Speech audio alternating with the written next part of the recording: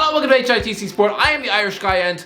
Don't do it, Roy! I think we should be able to stop this. I mean, should we all protest outside Vicarage Road? Should I phone the police? Should we intercept his taxi on the way to the ground? We are essentially seeing the Pozzo gang, you know, an Italian family who call themselves football owners, but let's be honest, they are man-eaters. And no, not in the Katie Price way. No, I'm not saying they spend 9 hours a day swiping Grindr for old men in the toilets. No, more in the Eddie Brock way. That type of man-eater. These men have been in charge of Watford for just 10 years and have already gone through 14 different permanent managers. It's actually cruel watching these unsuspecting, unwanted coaches be given their big break at Vicarage Road only for it to crumble around their feet. Aussie, Watford get rid of their staff with more regularity than AFTV. Hiring Roy Hodgson, it follows the Pozzo tradition of targeting gaffers desperate for a job. Aussie, these were the immediate previous jobs of each manager they hired. Zola was manager of Italy under-16s. Giuseppe Sannino had been sacked after just 3 months at Chievo. Flavizio Konovic had been sacked at the bottom of the Seconda division with Hercules. Quique Sanchez Flores had just quit Getafe. Walter Massari had been sacked at Inter Milan for being 12th in Serie A. Marco Silva had been relegated with Hull. Javi Garcia had been sacked by Ruben Kazan in Russia. Again, Quique Sanchez Flores was sitting on some beach in China. Nigel Pearson had been sacked in Belgium. Vladimir Ivic was working in Israel. And Cisco Muniz was coaching in Georgia. Well, Ranieri, yes, he did a decent job with Sampdoria, but that Fulham disaster had ripped his reputation apart in English football. With the slight exception of Marco Silva, nobody wanted these managers. It's like watching the Pozzo family collect unwanted stray puppies from a pound who nobody wants before choosing to feed them ground up shards of DVDs and setting their ears on fire. Aussie, it's like a Martin Scorsese had directed Lady and the Tramp. It's just sad. Aussie, it's like seeing some starry-eyed students chuck their education in a bin to be swallowed up by Simon Cowell's X Factor machine for 6 months. I mean, just like the Watford managers, these are desperate people pining for their big break or lifeline. For example, they want a record deal so badly. They were probably the ones who threw the toaster into the bath with their granny just so they could have a sob story for the auditions. I mean, cynics on the radio keep saying, "Oh, these Watford managers know what they're getting in for." Yeah, it's very easy to say that when their careers are perched on the edge of a cliff, where they're at a point where they're having to ask their wife to ring around chairmen every morning before lunch. Their reputations are stuffed down a ditch. Realistically, they don't want to be signing up to a gig where they've got less job security than the work experience kids. It's just, they have no choice. I mean, can you imagine how insecure the manager of Watford FC must feel on a daily basis? I mean, they'd be tiptoeing around the canteen, so paralyzed with fear not to do anything that might upset the owners. For example, when you pass Gino Pozzo in the corridor, I mean, you'd probably rather cut off your nose with a bread knife than wage the risk of accidentally sneezing on his coat. Christ, imagine being the Watford owner and getting Gino Pozzo in the Secret Santa. Okay, your brain would crumble. So desperate not to upset the man. You're not thinking straight, and so after 9 hours walking around the Metro Centre, you'd probably just bottle it and end up getting him a gift card at Ann Summers. Yeah, that's how you get a fork in the eye at brunch. This is an ownership who sacked the gentlemen of football. Both Gianfranco Zola and Claudio Ranieri, two of the nicest men in the sport. The former once made coffee for the ravenous journalist camped on his porch. You know, the same reporters waiting outside the gates who'd gladly film his wife in the bath to get a front page scoop. These puzzle men, they're the type of guys who'd gladly sack their friends. Ranieri was probably invited to Gino's wedding over 20 years ago, and I'm guessing an Italian legend like Zola was probably invited around their place for poker nights in the 90s. But this, we are watching a lovable old man, a national treasure, essentially signing up for nationwide embarrassment. Hodgson to Watford. It's been like seeing David Attenborough sign up for Love Island. Aussie, if that happens, I think the police should be allowed to intervene. No, David, please don't agree to swim in a pool filled with gonorrhea. Don't agree to jump into bed with a 23-year-old nail specialist who's got less brain cells than an ice cream cone. Yeah, you've done documentaries in Vietnam, right? She probably thinks Vietnam is a type of Gucci handbag. Again, similarly, Hodgson, why? You don't need to do this. Is your wife that boring? Have you finally run out of things to watch on Netflix? Was that Squid Game the last straw? Claudio Ranieri is a 70-year-old man. Clearly football has left this guy behind, right? So you'd think Watford would have learned their lesson and downgrade to a more modern, progressive coach. Instead they've gone for someone even older. You have swapped one old man for another. Who are you, some 22-year-old gold digger? So desperate not to have to get a job? So they instead dumped Morgan Freeman for that guy who played Dumbledore. That's a lot of wrinkles to kiss. I'm sorry, but the last 2 Watford appointments have a combined age of 144. These are men who should be frequenting garden centres on Saturday afternoon, or knitting jumpers in front of the fire whilst their wife cackles the Mrs. Brown boys. These are men who should be comfortably sitting in their armchairs, offering melted handfuls of Werther's originals to their grandkids. They should be taking 4-hour naps after the midday showing of Home and Away, writing Murder, She Wrote fan fiction, obsessing over the crossword, and writing Facebook rants about Meghan Markle. Are these men really cut out for a relegation scrap when they're probably attending about 7 funerals a month? I mean, look at this photo. He looks like that lovely old sweetheart who spends his weekends collecting conkers with his grandson. This doesn't make sense. Not to mention the fact he's already said that he hates the Watford mascot. Your last job in football will be pretending to like Harry the Hornet. You know, limply giving him a high five every week, when really you'd love to drown him in the sink. Honestly, we all know you'd love nothing more than to drive over his feet in the car park. Auntie, trust me, if this mascot winds up dead in a ditch, I think we all know who to point the finger at. And no, it's not the cast of Sesame Street. Listen, I'm not being ageist here, okay? Every manager is a sell-by date except Jose Mourinho. Oh, what? You don't believe me? Okay then, for those of you who think that tactical geniuses actually can continue in a dugout until they're older than Mr. Burns, right then, let's look at some experienced top-class coaches then. Let's see what they were doing in their 70s. Right, Dick Advocat is a man who, like Hodgson, has hopped around the globe in search of work. He was a brilliant coach in his heyday, and his last job... yeah, he was sacked after 2 months as manager of Iraq without winning a single match.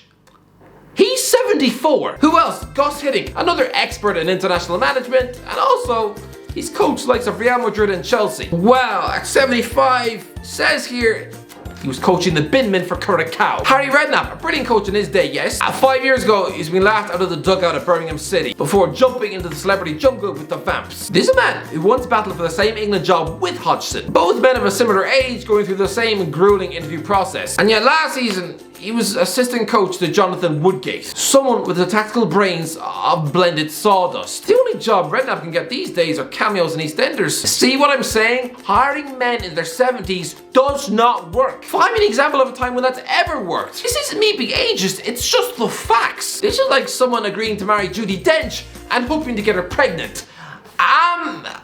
You're probably in for some disappointment. Hodgson is too old for this. Does he really have the energy to yell at Ben Foster for doing TikTok dances on the bus? Hodgson is 74. He probably thinks TikTok is the sound of a goddamn clock. Watford are toast. Every Premier League club who sacks 2 managers in the same season, they wind up relegated. It does not work. It's like a single mum going through 3 stepdads inside 9 months and expecting her children not to be confused. Listen, don't get me wrong. This is definitely a great coach. He's one of the best English managers of all time. There's a man who once beat Real Madrid using some Swiss outfit called Unsuitable.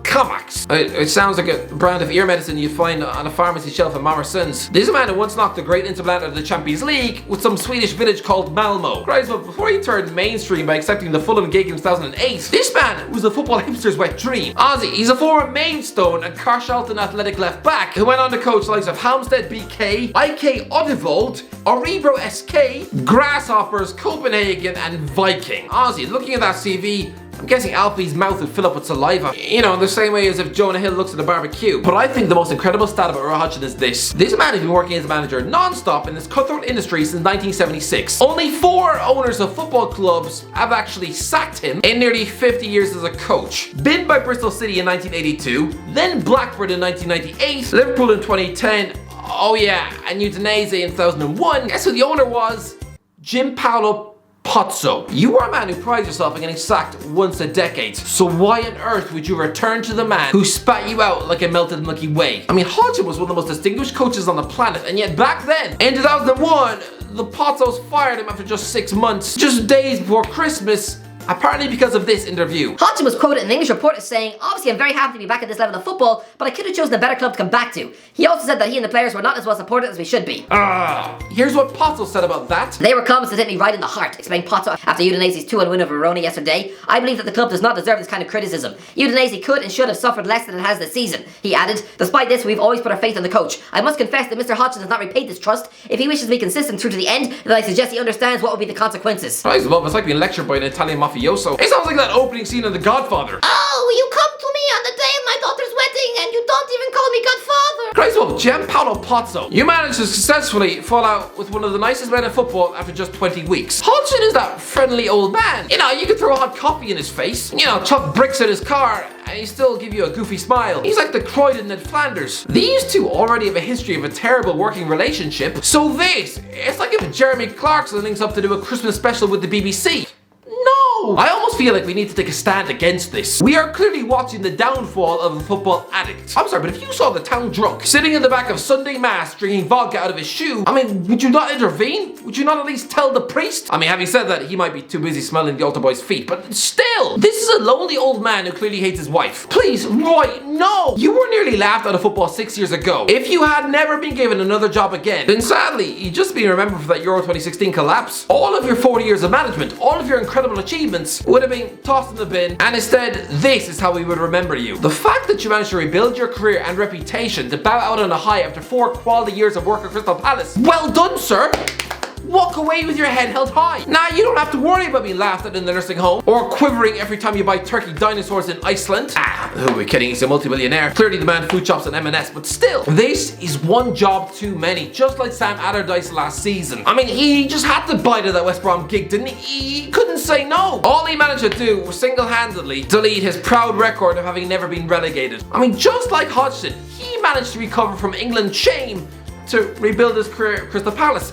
That's when he should have walked away. I mean, now when we think of Big Sam, because of recency bias, we just think, man, he's just a giant tub of pancakes who failed at West Brom. Apparently Hodgson has been given a 6-month deal at Vicarage Road until the end of the season. Roy, all this is going to do is blotch your CV with the first relegation of your career. You don't need to do this to yourself, Roy. Don't shatter the illusion. Yes, I know he worked a relegation miracle at Fulham, but that was 14 years ago. He's not going to do it now when he's halfway to 150 years of age. I mean, I don't want to get too dark here. I don't want to turn into YouTube's answer to Tim Burton, but the life expectancy for males in this country is 79 years of age. I mean, go be with your grandkids. Don't waste precious months of your life worrying about the fitness of Danny Rose. Don't let the nothing work rate of Musa Sissoko spoil Valentine's Day with your wife. Please don't choose to get sick in your cornflakes worrying about how to make Josh King score a goal. You are 74. The only footballer you should be thinking about is Dion Dublin on Homes Under the Hammer. In a month's time, you're going to be sharing a dugout with Steven Gerrard. He's 34 years of age. You're comfortably old enough to be his dad. Does that not show you're too old for this party? This is like seeing Fog Dad at an underage school disco. No, don't get a selfie with him for Instagram.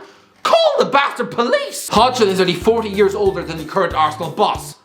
What? I mean, it's gonna be weird when he faces off against Graham Potter. 2 scruffy Englishmen who were pudding left backs and yet just happen to be randomly revered in Sweden. 2 similar coaches, I guess, at the opposite end of the egg spectrum. Tries up, it'd be like that scene out of X-Men Days of Future Past. You know, the young and old Charles Xavier. Hodgson, there's still time. Pull out of the deal, shove the contract in the bin, walk away with your dignity still intact. Don't jump back into bed with the same family who tossed you away like an empty crisp packet in 2001. They showed you no respect. I mean, did the Pozzos not realize back then you were offered the role of Germany manager at Euro 2000?